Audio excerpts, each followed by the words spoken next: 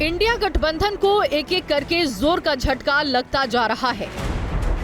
UP में भी तकरीबन ये तय है कि समाजवादी पार्टी और कांग्रेस की राह जुदा हो जाएगी। सीटों को लेकर दोनों के बीच खींचतान इतनी बढ़ गई है कि अब गठबंधन में गांठ पड़ती साफ दिखने लगी है। पहले खबरें आई कि समाजवादी पार्टी ने कांग्रेस को 11 सीटें ऑफर की, उससे दोगुनी यानी कि कांग्रेस ने 22 सीटों की मांग की। फिर बातचीत का दौर चला। कई दौर की बातचीत के बाद समाजवादी पार्टी ने 17 सीटें ऑफर की और कहा कि सीटों पर सहमति बन जाएगी तभी अखिलेश यादव राहुल की भारत जोड़ो न्याय यात्रा में शामिल होंगे। लेकिन कांग्रेस को ये भी मंजूर नहीं हुआ। साथ ही कुछ खास लोकसभा क्षेत्रों को लेकर भी पेच फंस गया। कांग्रेस जिन 22 सीटों की मांग कर रही है उनमें अमेठी, रायबरेली, बाराबंकी, धौरहरा, सीतापुर, फूलपुर, इलाहाबाद, सहारनपुर, अमरोहा, बिजनौर, डुमरियागंज, फर्रुखाबाद, अलीगढ़, मुरादाबाद, भदोही, बहराइच, श्रावस्ती, डुमरियागंज, महाराजगंज, देवरिया, वाराणसी, लखनऊ और कैसरगंज शामिल है। अभी तालमेल की गुंजाइश की संभावनाएं भी जताई जा रही थी कि समाजवादी पार्टी ने 5 उम्मीदवारों की तीसरी लिस्ट भी जारी कर दी। इनमें 4 सीटें वो हैं जिन पर कांग्रेस अपनी दावेदारी चाह रही थी। समाजवादी पार्टी ने वाराणसी से सुरेंद्र सिंह पटेल, धौरहरा से आनंद भदौरिया, फर्रुखाबाद से नवल किशोर शाक्य और बहराइच से रमेश गौतम को उम्मीदवार घोषित कर दिया।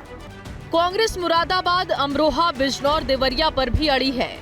समाजवादी पार्टी ने अमेठी और रायबरेली को छोड़कर बाकी बची 20 सीटों को लेकर 2012 के विधानसभा चुनाव, 2014 और 2019 के लोकसभा चुनाव और इसके साथ ही 2022 के विधानसभा चुनाव में दोनों पार्टियों को मिले वोट के आधार पर कांग्रेस को ऑफर दिया था।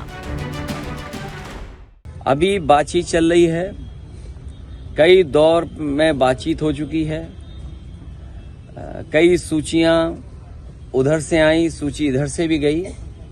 जिस समय सीटों का बंटवारा हो जाएगा समाजवादी पार्टी उनकी न्याय यात्रा में शामिल हो जाएगी। और 4 दिन बाकी हैं, आज दोपहर बाकी है, कल है, 24 है, 25 है। अभी हमारे राजनीति में 3-4 दिन बहुत लंबा समय होता है।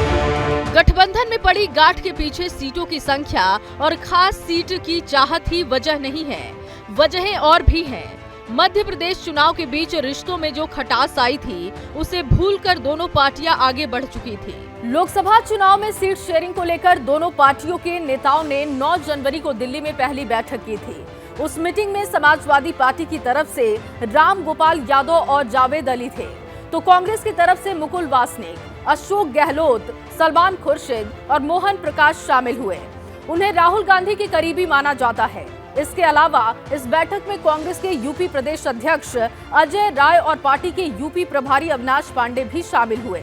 इन दोनों को कांग्रेस की महासचिव प्रियंका गांधी के करीब माना जाता है। पहली बैठक में कुछ मुद्दों पर सहमति बनी और कुछ सीटों पर पेच फंसा रहा, जिन्हें सुलझाने के लिए कांग्रेस और समाजवादी पार्टी के नेताओं के बीच करीब आधा दर्जन बैठकें हुई। हालांकि बाद में बैठकों में राहुल के करीबियों की जगह प्रियंका के करीबी अजय राय और अविनाश पांडे शामिल होने लगे और बताया जाता है कि इसी के बाद सीट शेयरिंग वाली बातचीत भी पटरी से उतरती चली गई। हालांकि कांग्रेस की उम्मीदें अभी भी कायम हैं। Discussion is going on. It will be finalized at any point of time. Congress कह रही है कि बातचीत फाइनल स्टेज में है, लेकिन उत्तर प्रदेश में इंडिया गठबंधन के स्टेज पर जो कुछ चल रहा है वो तो कुछ और ही इशारा कर रहा है।